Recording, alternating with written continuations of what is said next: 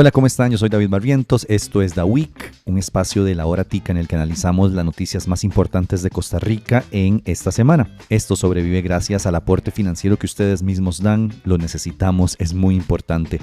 www.patreon.com/La Hora Tica o pueden hacerlo a través de un simpe móvil al 8607-6470. Hoy tocaremos solo 3 temas, pero van a estar bien explicados y el más grande de ellos viene a continuación.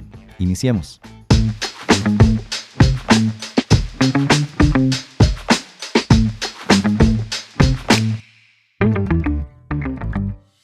El tema de la semana es, sin lugar a dudas, el de las frecuencias de radio y televisión.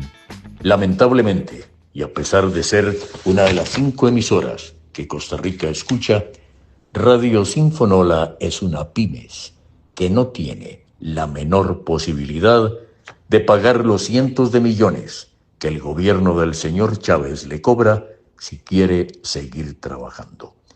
Así las cosas, la frecuencia 90.3 será para un capital extranjero y nosotros entonces, como galardón, llevaremos el muy grande éxito que usted hizo posible. Él es Carlos Lafuente, gerente de Radio Sinfonola, despidiéndose de su público de tantas décadas. Una radio que ha acompañado por tantos años a nuestros abuelos, hoy está en peligro de extinción. Pero esa no es la única, y hoy quiero explicarles qué está pasando. Lo primero que yo quiero que ustedes tengan clarísimo para entender todo este asunto es, una cosa es el canon anual que pagan las empresas de radio y tele, y otra, totalmente distinta, es la subasta de las frecuencias. El canon es algo que las empresas vienen pagando desde hace años. Sí, con montos ridículos como de 120,000 pesos, pero lleva mucho tiempo de no actualizarse. La única forma de actualizar ese canon es por medio de legislación, o sea, en la Asamblea Legislativa, porque está estipulado en una ley específica. Hay un proyecto en cuestemoras, pero todavía no se ha aprobado. Está en trámite. Ahora, otra cosa distinta es la subasta de las frecuencias. Esto es algo que nunca se ha hecho en el país. Es completamente nuevo. Esta subasta busca que las empresas de radio y televisión paguen un monto por tener la concesión por X cantidad de años. Suave, David, pero primero explique qué son las frecuencias. Ok, las frecuencias son rangos específicos del espectro electromagnético que se usan para transmitir información, sonido, imágenes, datos, etc. Son como un pedacito del espectro. Esas ondas, digamos, invisibles que están sobre todo el territorio nacional. En Costa Rica, el espectro es un bien de dominio público, o sea, es del Estado. Es un recurso que tenemos. Los términos de cómo se usa ese espectro los define el Estado. En este caso, por ley, esas frecuencias de radio y televisión tienen que darse en concesión a empresas que quieran hacer uso de ellas. Por lo tanto, esas empresas deben pagar cierta cantidad de dinero para que el Estado diga, ok, esa frecuencia es suya por un plazo, no sé, de 10 años. Ese es el proceso que tenemos enfrente en estos momentos. El Estado, a través del MISIT y la SUTEL, decidió subastar las diferentes frecuencias, es decir, que las empresas privadas compitan y la que ofrezca un precio mayor se lleva la concesión. Como toda subasta, hay un precio base. Por ejemplo, si Luis Miguel fuera a subastar una cena con él, diría la subasta inicia a partir de los $1,000 y la que ofrezca más de aquí a una hora se la gana. Y a partir de ahí empezarían mis hermanas y sus amigas a ofrecer más y más para irse a comer al Sol de México. Para irse a comer con el Sol de México. En fin, eso mismo hizo SUTEL. Con instrucción del MISIT, puso un precio base para empezar a pelearse esas frecuencias. ¿Cuál fue el problema? Y es un problema enorme que nos tiene en este enredo, pues que ese precio base establecido fue demasiado alto. Entonces limitó la cantidad de empresas que pudieron tan siquiera ofrecer lo mínimo para competir, y el plazo para ello cerró el pasado 21 de noviembre. Cerca de 200 millones de colones para una radio FM con cobertura nacional, unos 750 millones de colones para un canal de televisión también nacional y alrededor de 75 millones por frecuencias regionales. Empresas que incluyen emisoras como Radio Hit, Conexión, Azul 999, Sinfonola, Radio San Carlos, Grupo Columbia o canales como Telefides, TVN, OPA, Multimedios y otro montón cuyas empresas decidieron no participar porque los precios eran demasiado altos. De hecho, Sutel recibió solamente 3 ofertas para frecuencias de televisión, Repretel, Teletica y Extra, y 13 para radios. Nada más, hay un montón que dejarían de poder transmitir en señales abiertas para todo público.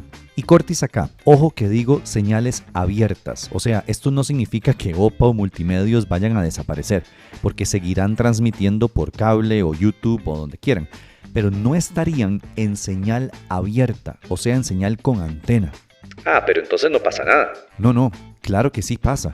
Los datos del INEC nos dicen que al 2023 el 54% de las familias en zona rural no tenían televisión por cable y a nivel nacional es un 40%. O sea, hay un montón de gente que solo recibe lo que les llega por señal abierta, por antena. Bueno, está bien, pero ¿quién puso esos precios tan altos entonces? Esa es una de las preguntas que todos nos estamos haciendo. Para responderla, conversé con Óscar Jiménez, máster en comunicación e investigador de la Universidad de Costa Rica. Los precios de entrada de esta subasta fueron establecidos por la Sutel, pero, y esto es importante, luego de una instrucción del gobierno quien le pidió que considerara el valor de mercado del recurso escaso, es decir, el valor de mercado del espectro. ¿Qué fue lo que hizo la Sutel para establecer estos precios? Lo que hizo fue utilizar una metodología de benchmarking que básicamente lo que hace es comparar cuál es el precio del mercado del espectro en varios países, en radio y en televisión, y a partir de esos precios sacar un promedio. En el caso de televisión, la Sutel lo que utilizó fueron los precios de mercado del espectro de Estados Unidos y Honduras, y en el caso de la radiodifusión utilizó los precios de mercado de Estados Unidos, México y Perú. Esta metodología tiene sus problemas porque los mercados que utilizó la Sutel no tienen las mismas características que tiene el mercado costarricense. La demanda que existe en estos mercados no es la misma demanda que existe en Costa Rica. Entonces, ya de por sí la metodología presenta sus problemas y a eso se le agregaron otras consideraciones técnicas que tampoco responden a la realidad del caso costarricense. Entonces, al final lo que estamos viendo son precios que se establecen con una metodología que no reflejan la dinámica de la industria televisiva y radiofónica del país. Y es por eso que muchas empresas de radio y tele están en riesgo de desaparecer. Y tal vez para usted que pasa viendo Netflix, se informa por Twitter y los partidos de fútbol los ve por IPTV no sea tan importante. Pero para mucha gente sí lo es. Y para el país sí lo es. Y para la democracia sí que lo es, porque nuestra democracia se nutre de la diversidad de voces, de opiniones, de programas culturales, religiosos también, informativos, de música. Todo eso es necesario tenerlo en un país libre, pluricultural como el nuestro. Y se está reduciendo, se están queriendo apagar voces cada vez más. Todo esto se pudo haber hecho mejor, pero se decidió no hacerlo. Lo ideal hubiera sido que el gobierno instruyera a la Sutel construir un concurso con varias vías de ingreso. Efectivamente, hay empresas televisivas o radiofónicas, grupos económicos de la comunicación que ostentan una ganancia relevante y que tienen la capacidad económica para pagar quizás no estos precios, pero precios similares para poder ingresar al proceso de subasta. Sin embargo, la realidad de la mayoría de medios de comunicación de este país en radio y en televisión, en FM y en AM, es que no son empresas grandes, son pequeñas o medianas empresas con 10 o 15 empleados empleados. Entonces lo ideal hubiera sido que el gobierno le instruyera a la SUTEL construir un concurso diferenciado, ya sea por bandas, es decir, con requisitos distintos para AM, distintos para FM y distintos para televisión, ya sea por zona de cobertura, es decir, que pudieran tener un ingreso diferenciado las empresas de cobertura nacional como Teletica, pero también al mismo tiempo un ingreso diferenciado radios culturales como la Radio Cultural de Turrialba, o un ingreso diferenciado por capacidad económica, si usted es una pyme o si usted es un grupo económico de la comunicación relevante en el país. Esa instrucción de que fuera diferenciada el gobierno no la dio, entonces SUTEL construyó este concurso que a todas luces es excluyente, es discriminatorio y no considera las particularidades del ecosistema mediático del país. Excluyente y discriminatorio. Yo me quedo con esas palabras de Oscar, sin duda alguna. Y vean, quiero cerrar diciendo algo que yo siempre digo para muchos temas. Dos cosas pueden ser ciertas al mismo tiempo. 1. Las empresas de tele y radio llevan años pagando un monto ridículo por el uso de las frecuencias. Eso debe actualizarse, sin lugar a dudas. Ese es el canon. Y 2. Los precios base para ofertar en la subasta fueron altísimos y excluyen a la mayoría de empresas de tele y radio. La subasta fue mal hecha y eso debería cambiar. Pero solucionarlo no es fácil. Estamos ante una maraña jurídica en la que se metió hasta la Sala Constitucional porque, luego de la presentación de un recurso de amparo, el magistrado Paul Rueda dijo que, como medida cautelar mientras se resuelve por el fondo, se debía detener la subasta. Así que por ahora, y también por decisión del Tribunal Supremo de Elecciones, no se puede cambiar nada hasta que se defina quién es el próximo presidente o la próxima presidenta de este país. Entonces, ahorita, en este momento y por los próximos 2 o 3 meses, todo va a seguir igual, pero no por eso significa que tengamos que quitar el dedo del renglón. Lo que están queriendo hacer es silenciar cada vez más y más voces, más y más opiniones, más y más programas culturales, informativos, de música. Quieren apagar la información, quieren apagar a las radios y a la televisión. Y eso no está bien. Y eso es muy, muy peligroso.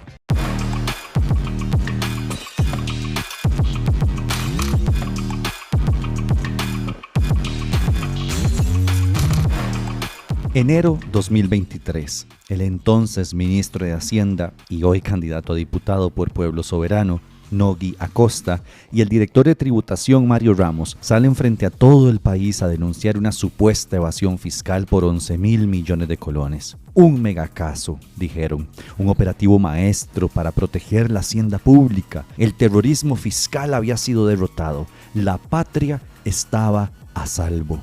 Spoiler, no estaba a salvo, solo estaba mal informada. Meses después, bajo juramento y frente a los diputados, Acosta tiene que admitir que la denuncia salió de TikTok. Así es, señoras y señores. El ministro de Hacienda, la institución encargada de la política fiscal del país, denunció a un empresario basándose en un videíto de redes sociales hecho por alguien que ni siquiera tenía que poner su nombre. Y no solo eso, ante la Sala Constitucional, Acosta tuvo que reconocer otra joyita. No había informe técnico que respaldara la acusación. Nada, ni un documento serio. Pero igual hicieron conferencia de prensa y acusaron al dueño de un medio crítico al gobierno, Leonel Baruch, de CR Hoy. La Fiscalía, que sí tiene que trabajar con evidencia de verdad, se dedicó a investigar durante casi 2 años. Revisaron documentación bancaria, recibieron denuncias anónimas, hicieron gestiones a Panamá, analizaron los estados financieros, validaron operaciones crediticias y todo lo que se supone que Hacienda debió hacer antes de montar el show. La conclusión: no había fraude, no había evasión, no había nada que sostuviera un caso penal y por eso pidieron sobreseimiento definitivo esta semana, es decir, que se cerrara el caso. Archivado. Game over. El OIJ confirmó que los fondos usados en operaciones financieras venían de cuentas legales y verificables del propio conglomerado de Baruch. Como dijo la Fiscalía, aunque faltara una última respuesta de Panamá, sería irrelevante porque la defensa ya aportó toda esa información, notariada, apostillada y validada. y nada cambia las conclusiones. Y claro, la defensa de Baruch salió diciendo que este cierre confirma lo que advirtieron desde el día 1, que todo esto fue un capítulo lamentable para la institucionalidad, con presiones desde la presidencia y un caso fabricado para ir contra un empresario crítico del gobierno. Y aunque esto no lo dijo el abogado, lo cierto es que el caso se cae porque técnicamente nunca existió. Eso sí, ojo, aún sigue viva otra investigación, completamente aparte, relacionada con asistencia penal internacional por presunta legitimación de capitales. La Fiscalía confirma que está en curso esa investigación, que todavía no hay resolución y que no puede dar detalles porque está en una fase privada. Pero, según la defensa, esa causa está conectada con la misma denuncia original, así que, según ellos, si se cae una, debería caer la otra por efecto dominó. Eso está por verse. Y me permito hacer una reflexión, como siempre.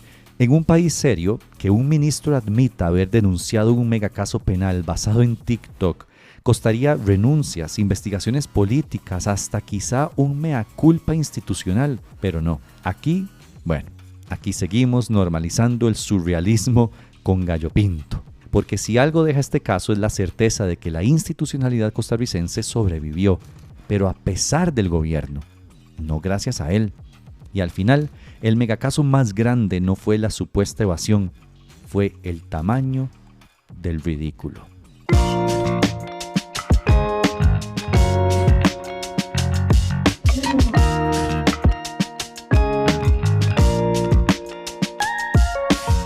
Les traigo una historia que parece inventada, pero no. Hacienda logró que en Costa Rica sea más barato circular un Corvette 2023 que un Tercel 93. No es chiste, no es hipérbole, es literal. Les voy a dar un par de casos y después les explico. Un Chevrolet Corvette 2023, valor del mercado unos 70 millones de colones. Paga solo 211,000 de marchamo. Una camioneta Ram 2025, grande, nueva, 4x4. Paga 77,000 colones. Y un Porsche Macan 2018, que aquí vale unos 24 millones de colones, paga 87,000. Lo mismo que un Mitsubishi del 89, que ya ni debería estar respirando. O sea, en Costa Rica estamos viviendo la primera reforma tributaria invertida. Los ricos pagan menos, solo porque sí. Bueno, pero ¿qué carajos pasó? Ok, ya les voy a explicar. Y es que Hacienda abrió un portillo. Desde hace un poco más de un año, el ministerio decidió cambiar cómo se calcula el valor para los impuestos de importación de carros. Antes existía una tabla de valores mínimos basada en mercado. O sea, si usted decía, mi BMW cuesta 3 millones, Hacienda le decía, ajá, sobre todo, y le cobraba lo que de verdad costaba. Ahora, el importador define el valor del carro. Así, sin supervisión de un adulto. Como cuando usted le pregunta a un niño si ya hizo la tarea y él le dice que sí sin levantar la mirada del PlayStation. La noticia fue reportada por el periódico La Nación, quienes cruzaron bases de datos de Hacienda, el registro de la propiedad y el INS. Entonces, varios importadores, no todos, pero sí los que son suficientemente vivos, simplemente le ponen precios ridículos a carros de lujo, pagan menos impuestos de importación y luego ese precio se convierte en el valor fiscal que es el que se usa en el INS para calcular el marchamo. El resultado, marchamos ridículos, recaudación cae y un montón de dueños de carros de lujo riéndose en lindora. Mientras todo eso pasa, la recaudación, como les digo, por impuestos de importación cayó casi 29,000 millones de colones en los primeros 8 meses del año, según reportó La Nación. Y no porque hayan entrado menos carros, entraron más. Simplemente entraron más baratos. Mágicamente, el valor promedio de importación pasó de 8,1 millones a 6,8 millones, una caída del 16%. Costa Rica logró lo imposible, abaratar vehículos sin tocar los aranceles, solo con una creatividad contable enorme. Nogui Acosta, exministro y ahora candidato a diputado, dijo que esto no es un error, sino que él no esperaba que los ticos fueran mentirosos. Hacienda prometió corregirlo, Hacienda hizo un borrador de decreto, Hacienda lo puso a consulta y hasta el día de hoy Hacienda no lo ha aprobado y mucho menos publicado. Así que el portillo sigue abierto y los carros siguen entrando con valores ridículamente bajos. Y esto nos demuestra que es mentira esa narrativa de que este gobierno está gobernando para las personas más pobres. No No es así. Están gobernando para las personas que más dinero tienen.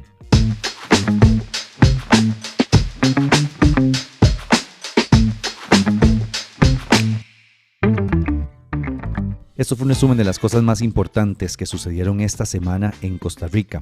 Como les dije, estos resúmenes semanales ahora son un poquito tal vez más cortos, concisos o tal vez con menos noticias, porque estoy dedicando mucho tiempo a las entrevistas presidenciales que estoy sacando cada semana junto a 15 UCR, el canal de la Universidad de Costa Rica. Pueden escucharlas o verlas de muchas formas. Una, todos los jueves a las 9 de la noche por Canal 15. Dos, en la plataforma o la aplicación que tiene el canal UCR que se llama UCRQ. Ahí pueden ver también las entrevistas o pueden escucharlas en Spotify buscando el programa como Status Quo. Así se llama, Status Quo. La de esta semana es con José Aguilar, candidato presidencial del partido Avanza.